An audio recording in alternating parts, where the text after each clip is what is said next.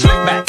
No, no, slick back. That's what I said. Slick back. No, nigga, I'm a pimp named Slick Back. Pimp named Slick Back. Pimp named, pimp named, pimp named Slick back. Nigga, are you deaf? I'm a pimp named Slick. Baik, Assalamualaikum warahmatullahi wabarakatuh, Ibu. Waalaikumsalam warahmatullahi wabarakatuh, Mbak Nita. Sebelumnya izin memperkenalkan diri. Perkenalkan, nama saya Anita Efda Suhadini dengan NIM 22035057 dari Prodi Pendidikan Kimia Universitas Negeri Padang. Sebelumnya kepada Ibu dipersilakan untuk memperkenalkan diri terlebih dahulu. Baiklah, nama Ibu Manisah SPD. Kebetulan Ibu bertugas di SMA Negeri 5 Kabupaten Tebo dan mengajar mata pelajaran matematika. Sebelumnya Anita mengucapkan terima kasih kepada Ibu telah meluangkan waktu untuk Anita melakukan wawancara pada malam hari ini. Nah, jadi tujuan Anita mewawancari Ibu yaitu Ibu merupakan guru idola Anita waktu di SMA. Mengapa Anita bilang Ibu guru idola Anita? Itu karena karena Anita termotivasi dengan Ibu. Bagaimana cara Ibu mengajar di SMA? Terima kasih Mbak Nita. Baiklah, untuk memulai wawancara pada malam hari ini, sebaiknya kita mengucapkan bismillah terlebih dahulu. Baik Ibu, Anita ingin bertanya mengenai bagaimana cara Ibu untuk mengajar siswa-siswi di sekolah. Mungkin bisa Ibu menceritakan atau menjelaskan bagaimana cara Ibu untuk mengajar siswa-siswi Ibu di sekolah. Kepada Ibu dipersilakan. Kalau pengajar sih rasanya ya biasa aja ya, dengan gimana ya, menggunakan ada beberapa pendekatan gitu, kemudian juga metode yang bisa digunakan gitu aja. Ya tentunya kalau Ibu ngajar ya berdasarkan dengan rencana pelaksanaan pembelajaran yang sudah Ibu susun ya di awal tahun gitu kan. Kemudian Ibu juga sesuaikan dengan istilahnya apa ya, kemampuan anak atau gaya belajar anak gitu. Terima kasih Bu atas jawabannya. Lanjut. Lalu pertanyaan selanjutnya, metode dan strategi apa yang Ibu gunakan dalam proses pembelajaran?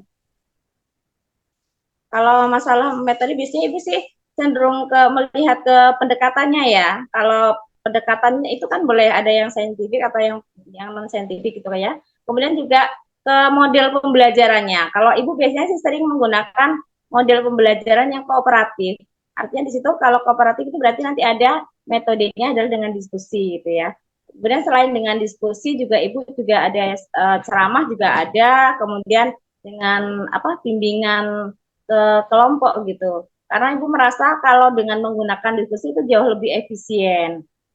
Kenapa begitu? Karena ketika Ibu mereka duduk berkelompok, keterampilan mereka untuk menjelaskan kepada kawannya itu biasanya lebih mudah dipahami oleh teman-temannya daripada Ibu yang menjelaskan gitu. Biasanya kadang dalam satu kelompok Ibu kadang jelaskan satu orang, kemudian nanti satu kawan yang Ibu menurut Ibu bisa menjelaskan atau pandai itu menjelaskan kepada kawannya.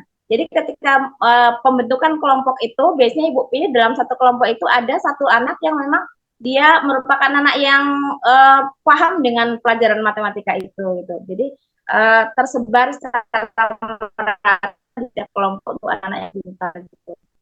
Jadi memudahkan Ibu dalam mengajar, tidak begitu mengeluarkan banyak energi ketika harus menjelaskan daripada ketika Ibu menjelaskan satu persatu kepada siswa gitu kan, akan lebih efisien kalau di dalam kelompok gitu. Jadi yang pandai tadi bisa memberikan bantuan kepada temannya gitu Mbak Dita. Nah, kemudian kalau masalah modelnya yang Ibu sudah pernah lakukan ya ada kayak model jigsaw juga sudah pernah gitu kan. Kemudian model NHT juga Ibu pernah lakukan gitu kan. Dan ada beberapa model pembelajaran yang lain yang bisa Ibu gunakan gitu. Baik, Ibu. Untuk pertanyaan selanjutnya, bagaimana cara Ibu melakukan pendekatan kepada siswa? Nah, ini kan mungkin terdapat siswa itu introvert, siswa itu tidak aktif di kelas. Nah, jadi bagaimana cara Ibu agar mendorong siswa tersebut agar lebih baik untuk ke depannya gitu, Bu. Bagaimana cara Ibu melakukan pendekatan terhadap siswa tersebut? Oh, kalau biasanya kalau kayak gitu, misalnya ada beberapa anak yang cenderung tidak apa ya, malas untuk berpikir, kemudian hanya menyerahkan tanggung jawab pada kawannya, biasanya menggunakan yang model pembelajaran kooperatif tipe NHT, Mbak. Jadi number head together gitu. Jadi di mana mereka harus ketika nanti mereka harus presentasi itu tidak bergantung kepada yang pandai. Jadi setiap kelompok itu anggota di dalam kelompok itu harus bisa paham dengan materi yang atau pertanyaan yang diajukan gitu. Jadi ketika nanti disebut misalnya nomor berapa gitu kan, misalnya kelompok Bu biasanya kasih nama kelompok sih, misalnya Aisyah 1 gitu. Maka nanti yang namanya kelompok Aisyah kemudian yang bernomor 1, maka dia yang akan mempresentasikan hasil jawaban yang sudah mereka diskusikan. Biasanya begitu. Jadi dengan begitu mereka kan, oh saya harus bisa nih kalau begini nih, nggak bisa kalau hanya bergantung kepada kawan, karena nanti dia yang akan menjelaskan ke depan gitu. Jadi disesuaikan dengan modelnya saja sih, kalau menurut Ibu kayak gitu. Baik, terima kasih Ibu. Ya. Lanjut. Nah, untuk pertanyaan selanjutnya, media apa yang Ibu pilih dalam proses pembelajaran di sekolah? Mungkin dalam media ini Ibu menggunakan video pembelajaran dalam proses pembelajaran, ataupun mungkin Ibu menggunakan PowerPoint dalam proses pembelajaran, atau Ibu hanya menggunakan media pembelajaran yang berbasis buku cetak. Masalah media ya, kalau media Ibu sih jarang menggunakan dengan apa ya, video pembelajaran itu jarang, kecuali ketika daring gitu ya.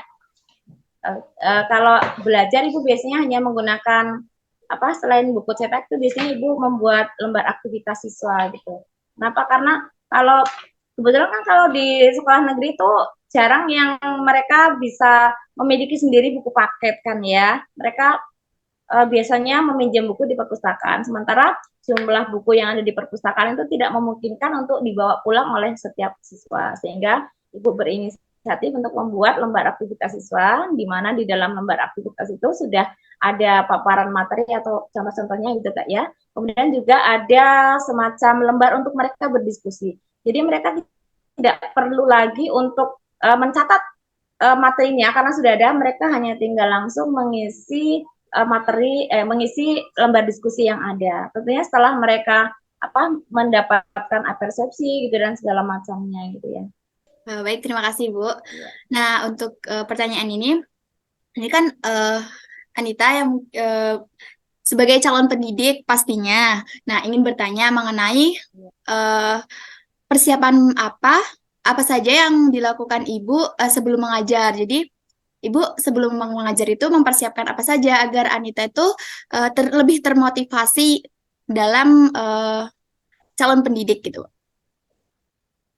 Kalau yang dipersiapkan guru sebenarnya kalau dilihat itu ya udah jadi tugas guru, ada menyusun semacam perangkat pembelajaran. Jadi ini apa? Biasanya kan di awal semester itu kita membuat perangkat itu ada misalnya rincian minggu efektif dan itu disusun berdasarkan dari kalender pendidikan, kemudian ada dari pemerintah ya, kemudian dari provinsi ya, karena kita punya ke provinsi, kemudian nanti disusun juga oleh tim pengembang kurikulum itu kalender pendidikan sekolah, dan kemudian baru kita nanti merancang yang namanya minggu efektif. Nah setelah kita merancang minggu efektif, kemudian kita merancang yang namanya ada program tahunan, ada program semester gitu ya, atau promes gitu ya.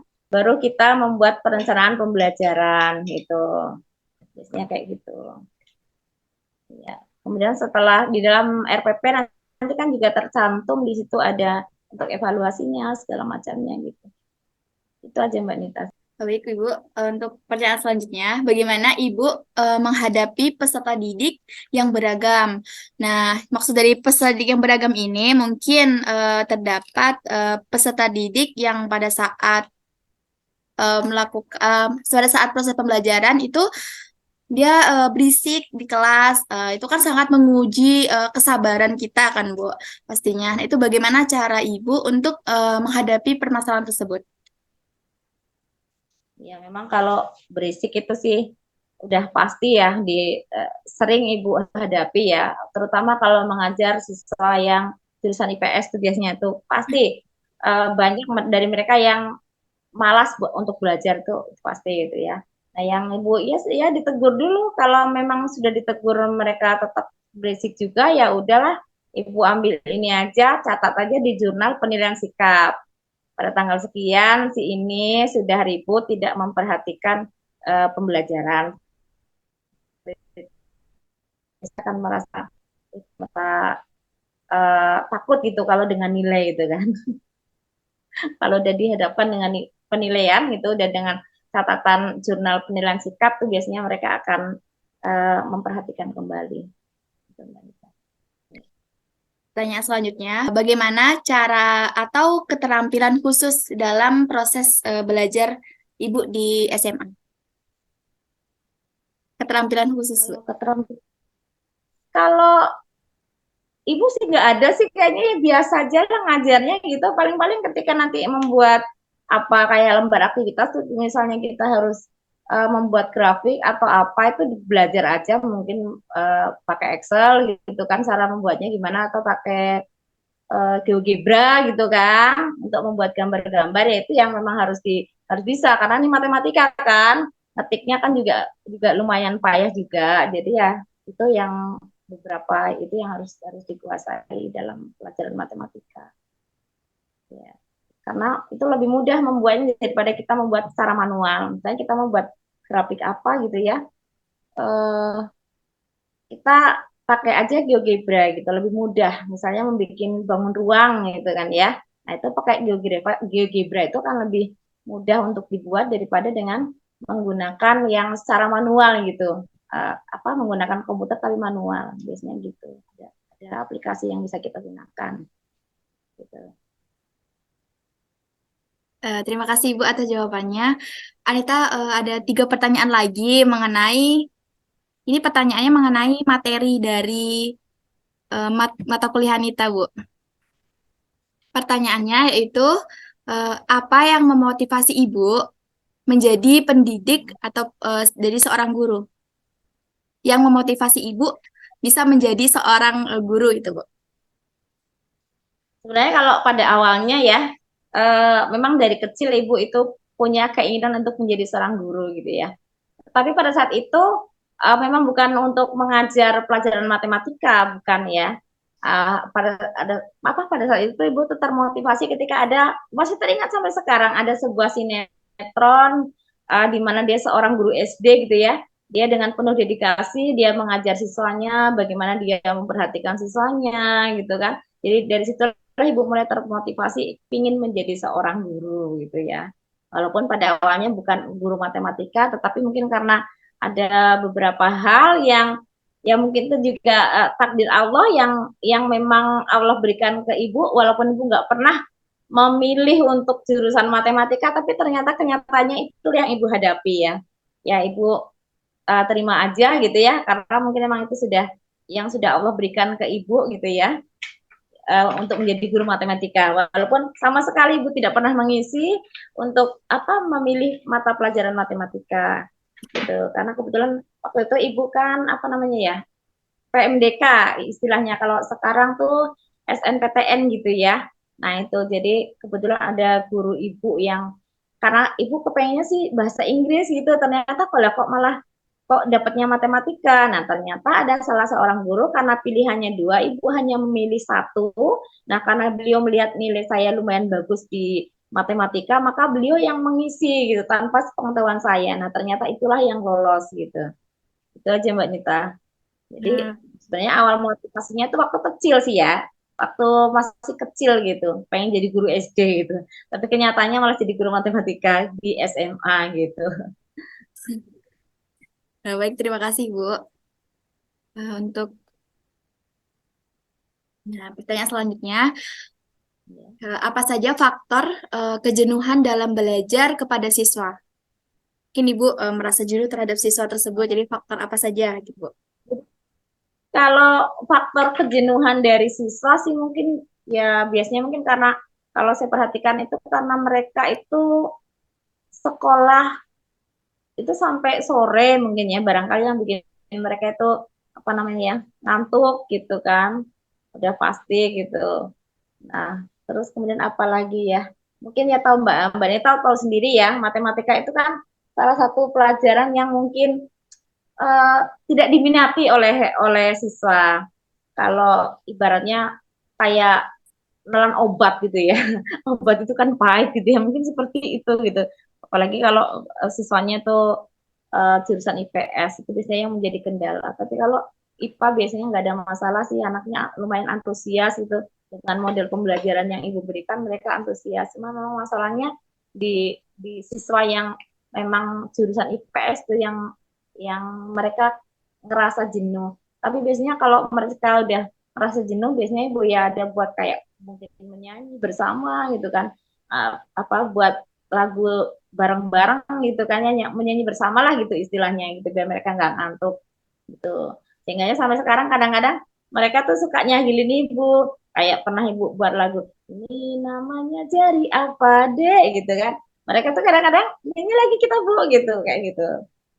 Ya seperti itu aja lah, biar mereka nggak jenuh dan ibu juga nggak bosen gitu kan, diajak mereka bermain dulu gitu atau game gitu kan, yang bikin mereka nggak ngantuk lah kayak gitu, ada selingannya gitu aja. Baiklah Ibu, mungkin itu saja yang Anita dapat pertanyakan mengenai wawancara pada malam hari ini. Sekali lagi Anita mengucapkan terima kasih kepada Ibu. Untuk itu, Anita menutup wawancara pada malam hari ini. Ya. Wassalamualaikum warahmatullahi wabarakatuh. Waalaikumsalam warahmatullahi wabarakatuh.